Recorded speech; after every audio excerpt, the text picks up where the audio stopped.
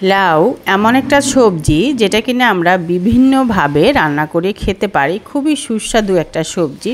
শুধু সুস্বাদু সেটা নয়, আমাদের নবী করিম সাল্লাল্লাহু আলাইহি সাল্লাম এই সবজিটাকে ভীষণ পছন্দ করতেন। তাহলে আমরা যদি এটা পছন্দ করি এবং আমরা রান্না করে খাই, তাহলে কিন্তু আমি মনে করি আমাদেরও কিছু সওয়াব হবে, কারণ এটা একটা সুন্নত যদি আমরা পালন করি। এছাড়া তো লাউ নিয়ে আসলে নতুন করে কিছু বলার নাই, সেটা আমরা সবাই জানি।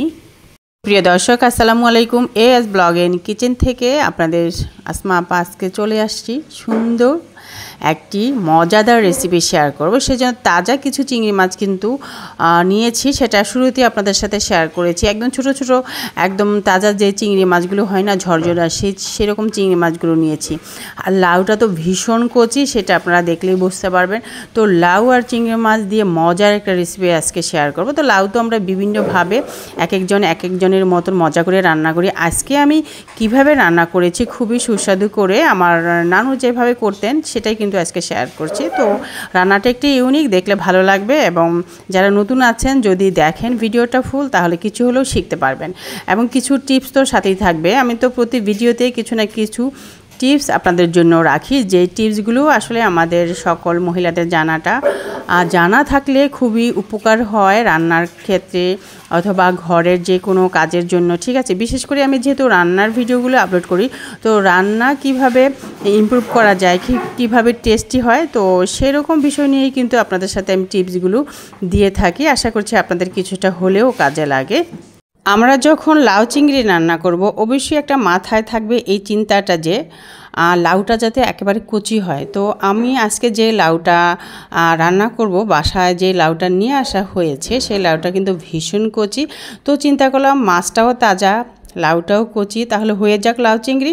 এই জন্য আজকে লাউ চিংড়ি রান্না করছি, সাথে কিছু টিপস সহ। তো এই জন্য লাউটাকে প্রথমে আমি কেটে নিব, আর কিভাবে কাটতে হয় সেটাও আপনাদের সাথে শেয়ার করছি। আমার প্রথম টিপস, লাউ যদি এইভাবে লম্বা করে কাটেন তাহলে কিন্তু ভালো হয়। ঠিক আছে, এটা সবসময় শুনে আসছি মুরব্বীদের কাছ থেকে, লাউ লম্বা করে কাটতে হয়, এটাই হচ্ছে সবচেয়ে বড় কথা। আর কি উপকার হয় সেটা কিন্তু আমি তেমন কিছু জানি না, জাস্ট এটা জানি যে মুরব্বীরা বলেন লাউ লম্বা করে কাটতে হয়, তো সেটা আপনাদের সাথে শেয়ার করে নিলাম। আর লাউটা যেহেতু একটু বড়, তো এই জন্য আমি অর্ধেকটা কেটে নিব। হ্যাঁ, আর এত লম্বা করে লাউ আসলে ফ্রিজে রাখাটা কেমন না, যে রাখতেও একটু ঝামেলাবিহীন। যদি আমি বাইরেও রেখে দিই সেটাতেও একটু ঝামেলা। এজন্য আমি যেটা করেছি, অর্ধেকটা করে কেটে নিয়েছি, বাকি অর্ধেকটা আমি রেখে দিচ্ছি। আর এই অর্ধেকটা যেভাবে আমি খোসা ছাড়াবো সেটাও আপনাদের সাথে শেয়ার করছি। সুপ্রিয় দর্শক, দেখেই বুঝতে পারছেন যে আমি এখানে একটা ছুরি নিয়েছি, আর ছুরির সাহায্য নিয়ে এখন আমি লাউয়ের যে খোসাটা সেটা আঁচড়িয়ে জাস্ট হালকা যে উপরের প্রলেপটা আছে সেটাই ফেলে দিচ্ছি।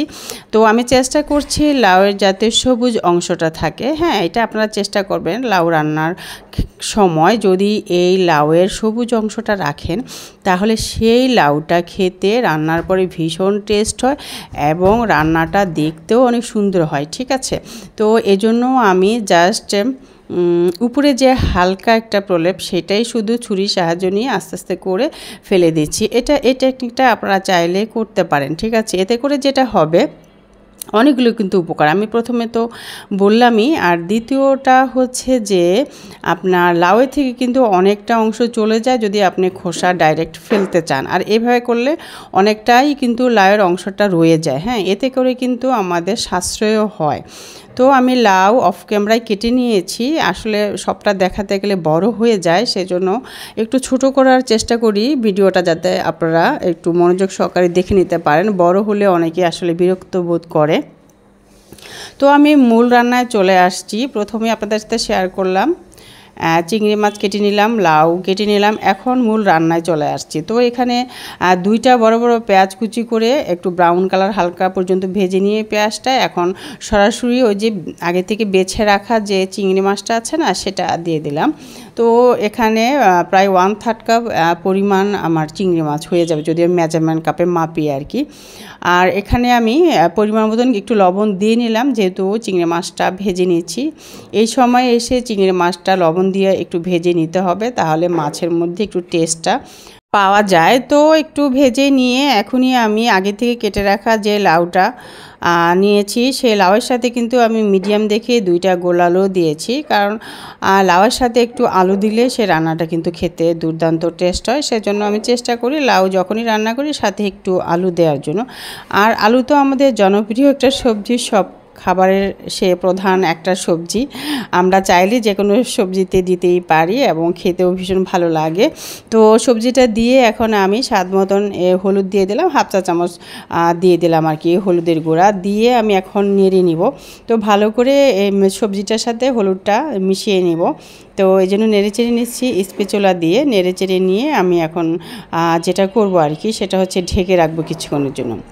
লাউ আমাদের শরীরের জন্য অনেক উপকারী, যেমন লাউ কিন্তু খেলে শরীর ঠান্ডা থাকে আর শরীর ভীষণ শান্ত থাকে। এছাড়া আরেকটা বড় টিপস, সেটা হলো যাদের গর্ভে বাচ্চা থাকে, বিশেষ করে গর্ভকালীন সময়ে লাউ খাওয়া ভালো, এবং যখন বাচ্চা হয়ে যায়, হ্যাঁ, হওয়ার পরে বেশি উপকার হয়। আমার নানি এবং মা চাচিদের দেখেছি যারা বাচ্চা প্রসব করে তখন কিন্তু এই লাউ খেতে বলে বেশি করে। লাউয়ের মধ্যে যদি আপনি হচ্ছে শিং মাছ দিয়ে, কই মাছ দিয়ে রান্না করা হয় এবং সেই রান্নাটা যদি বাচ্চার মাকে খাওয়ানো হয়, সেটা নাকি অনেক উপকার। যেমন বাচ্চার মায়ের অনেক দুধ হয়, তখন বাচ্চা বেশি খেতে পারে। এই বিষয়গুলো কিন্তু অনেক উপকারী। তো লাউ আমাদের উপকারী একটা সবজি, সেটা মোটামুটি আমরা অনেকে জানি। তো নতুন করে কিছুটা আপনাদের সাথে শেয়ার করলাম, যারা জানেন না তাদের উপকারে আসতে পারে। তো দেখে নিলেন আমি যেটা করেছি, এখানে লাউ দিয়ে আমি কিন্তু কিছুক্ষণ ঢেকে রেখেছিলাম, ঠিক আছে, হলুদ দিয়ে। তো ঢাকনা উঠিয়ে নিয়েছি প্রায় 4-5 মিনিট পরে। এরপরেও আমি মাঝখান দিয়ে কিন্তু আরও একটু লবণ দিয়েছি, যেহেতু লবণ দেওয়া হয়নি। তো লবণ নিয়ে আমি এখানে টিপস দিব আপনাদের। শুরুতেই যদি লবণটা দেন সবজির সাথে, সেই রান্নাটাও কিন্তু টেস্ট হয়। অনেকে হয় কি লবণটা পরে দিয়ে থাকে, তো লবণটা শুরুতে দেওয়ার চেষ্টা করবেন, তাহলে লবণটা যদি পারফেক্ট হয়, সবজির গায়ে ভালো করে মিশে যায়, সেই সবজিটা খেতে ভীষণ মজা হয়। যাই হোক, 5-6 মিনিট পরে ফিরে এসে আমি এখানে যে লাল কাঁচামরিচটা আছে আমার স্বাদ মতো দিয়ে দিলাম। লাউ রান্নার মধ্যে চেষ্টা করবেন মরিচ কম দেওয়ার জন্য, তাহলে সেই রান্নাটা খুবই ভালো লাগে। আর এরপরে যেহেতু আমার রান্নাটা একবারে শেষের দিকে, এখন আমি কিছুটা ধনিয়া পাতা দিয়ে নেড়েচেড়ে নিয়েই কিন্তু উঠিয়ে নিব। আর ধনিয়া পাতা দিয়ে বেশিক্ষণ রাখার দরকার নেই। লাউ রান্নার মধ্যে চেষ্টা করবেন চুলাটা অফ করে ধনিয়া পাতা দিয়ে কিছুক্ষণ নেড়েচেড়ে নিয়ে যে রান্নাটা করেছেন লাউ রান্নাটা, সেটা নামিয়ে নেবেন। তাহলে দেখবেন সুন্দর একটা ফ্লেভার পাওয়া যাবে, খুবই টেস্টি হয় সেই রান্নাটা খেতে। তো সবসময় আমি যেটা করি, নামানোর আগে অবশ্যই লবণটা একটু চেক করে নিই। আপনাদেরকেও রিকোয়েস্ট করছি এই কাজটা অবশ্যই আপনারা করবেন। নামানোর আগে একবার হলে লবণটা একটু টেস্ট করে নেবেন, তাহলে দেখবেন যদি কখনো এরকম হয় যে কোনোভাবে একটু মিস্টেক হয়ে গিয়েছে, সেটা কিন্তু আপনি চাইলেই মেকআপ করে নিতে পারবেন। তো আমার রান্না একদম রেডি। আমি এখন যেটা করব, নামিয়ে নিব আর আপনাদের সাথে শেয়ার করে নেব। ভালো লাগলে অবশ্যই লাইক দিয়ে ভিডিওটা দেখে নেবেন, সাবস্ক্রাইব করে পাশে থাকবেন।